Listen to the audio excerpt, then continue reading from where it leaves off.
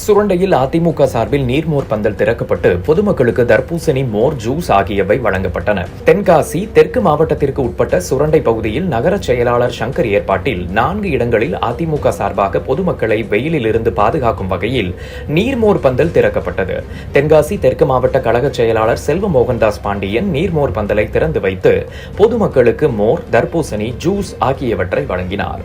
நிகழ்ச்சியில் மாநில தகவல் தொழில்நுட்ப துணைத் தலைவர் கௌரி சங்கர், அவைத் தலைவர் சண்முக சுந்தரம், விவசாய அணி மாவட்ட செயலாளர் கிருஷ்ணசாமி உள்ளிட்ட பலர் கலந்து கொண்டனர்.